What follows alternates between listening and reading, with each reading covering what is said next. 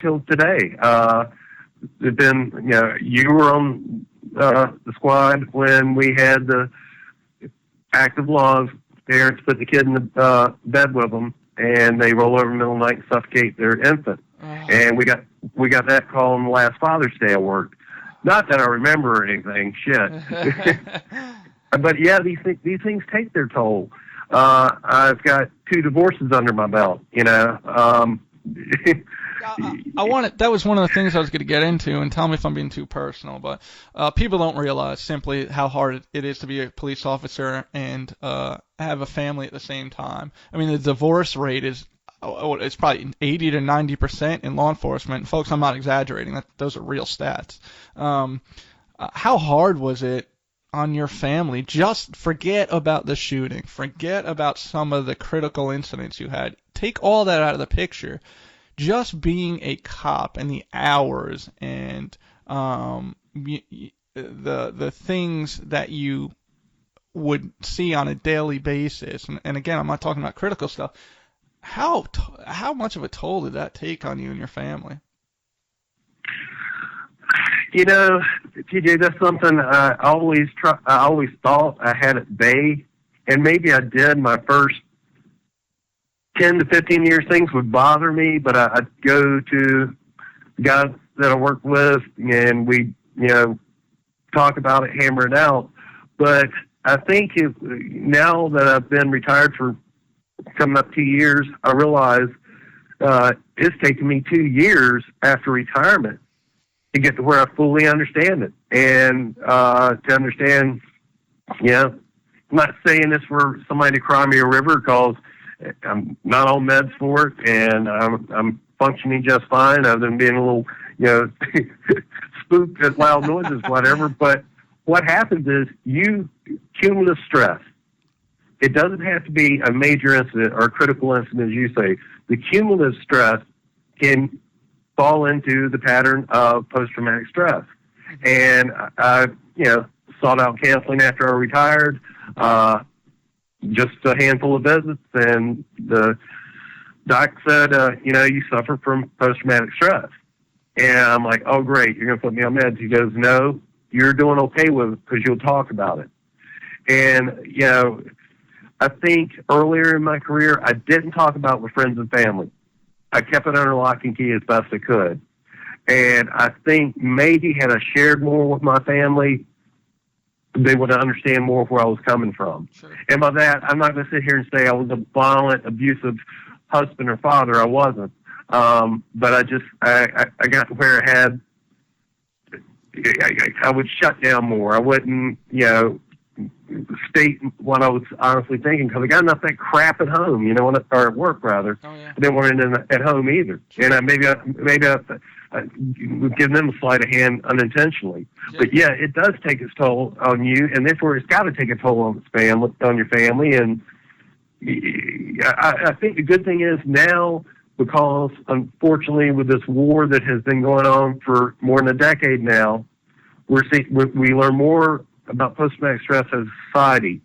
And I think that holds true not just in the military, but law enforcement. You saw it, I saw it, that, one of the first things after shooting is you have to go to the police psychologist. Yep. And he's got to evaluate you. I mean, one last thing I want to, not one last thing, but one thing I want to point out right now while I'm thinking about it. There are soldiers that see far more than I see in a combat theater, than I've seen, rather, in 1 year's deployment than I see in 26 years. Yeah. But the thing about a soldier in combat, unless it's an atrocity, it's not front page news back home. Yeah.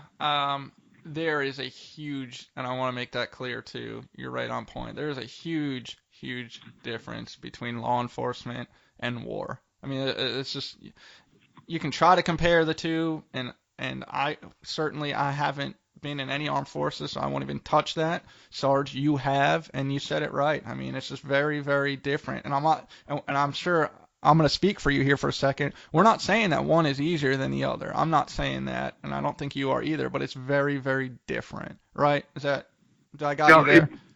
no doubt. And one of the things I started experiencing towards the tail end of my career, and I think you were on a couple of these calls, these vets threatening suicide. Oh gosh, yeah.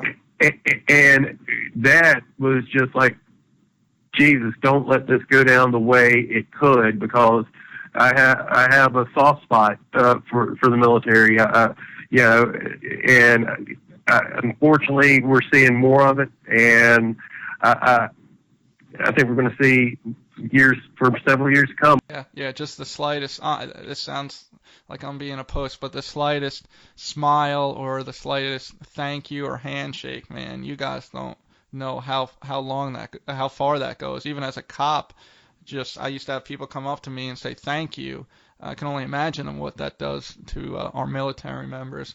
Well, real quick, Tim, I worked during the Rodney King incident, and I'll never forget, I was at one of our local Stop and Robs, or Convenience Mart, wherever you guys want to call it. And African-American male, he was probably in his 40s at the time, I was early 30s, came up to me and held out his hand for a handshake. I shook his hand. He's like, you know, you guys have a tough job to do, you know, be safe.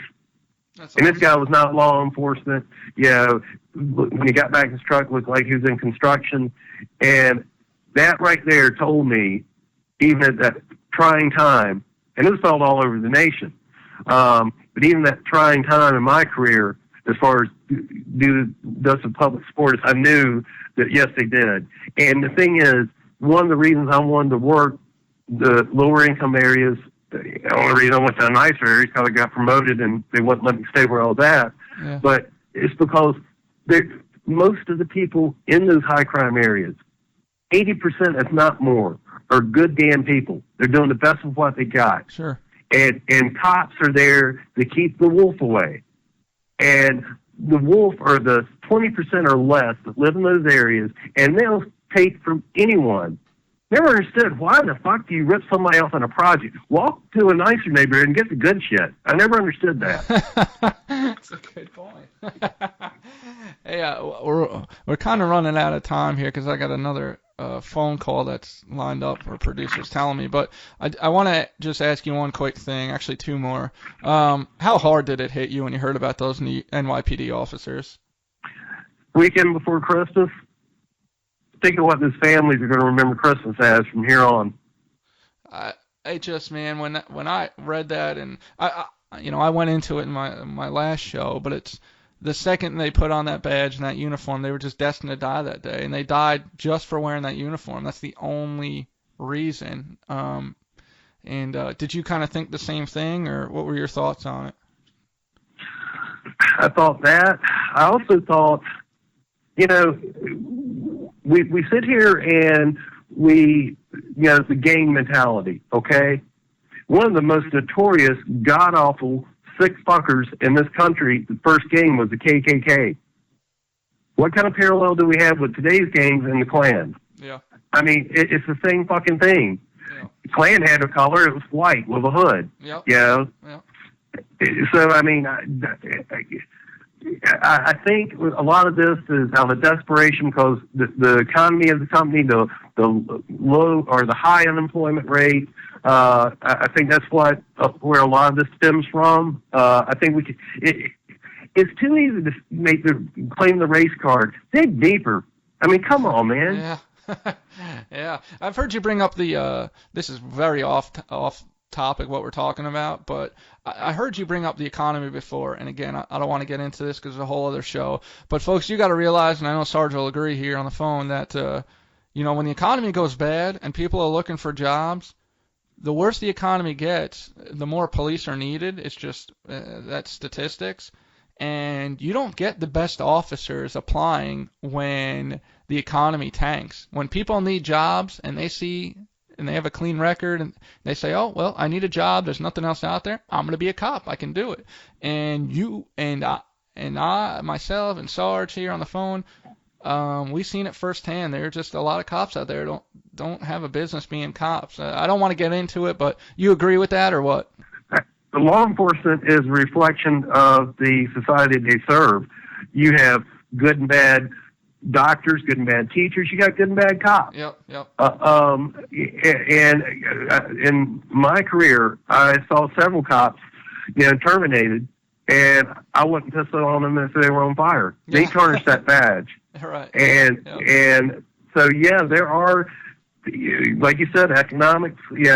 People are lining up to be a cop now, have no business whatsoever, and it's ridiculous.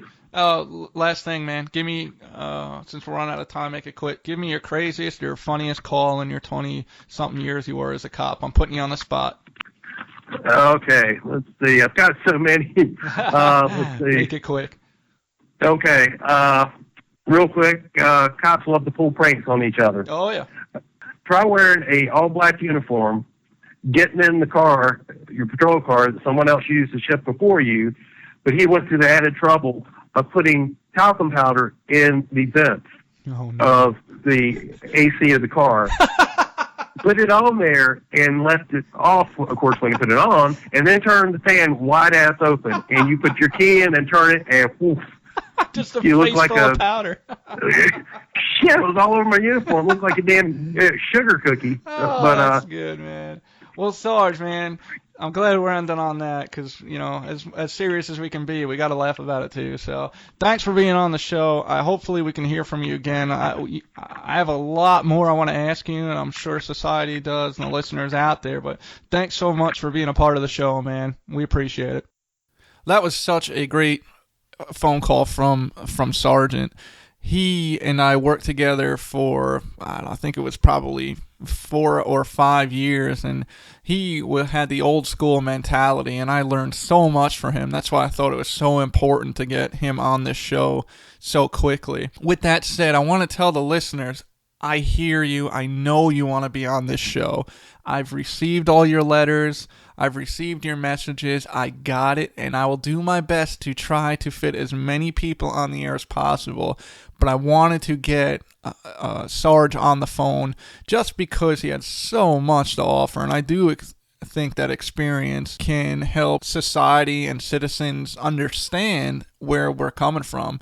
I mean, I can preach all day long, but the stuff that he's been involved in was just incredible. Our next phone call is going to be from someone extremely close to me. It's actually going to be my dad. I felt like I had to get my dad on here just because he's responsible for my ability to argue and the passion that I feel. So whether it's good radio or whatever you want to call it, whether it's good information or not, hey, I had to get him on here.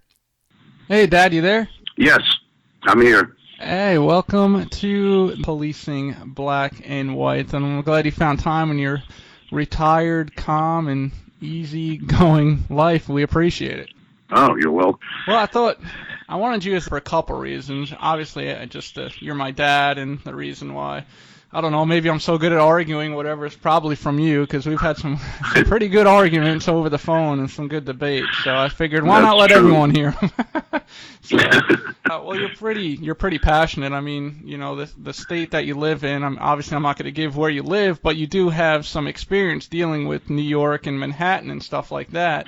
The hot topic right now is obviously, racism and police with the whole Ferguson and the Garner case in Staten Island. And I know one of the things that you and I have talked about in the past is the overcrowding of jails. Number one as a whole. I mean, we'll take black and white out of it. You think that the jails are pretty much overcrowded as a whole? Is that correct, or am I wrong? That's absolutely true. As a matter of fact, I think that we have the largest jail population in the world, including more than China. I don't know if that's per capita or what, but it's definitely number one. And then when you hear people bring black and white into it, then it's a whole separate argument. But before we get into that, before we get into that, the overcrowding of jails, people, especially society, they believe that people go to jail for marijuana and that people go to jail for DWIs, which is true if, you know, they're repeat offenders. But do you think some of the laws out there are kind of ridiculous that are sending people to jails and being incarcerated? Oh yeah, but I think I do, and I think it's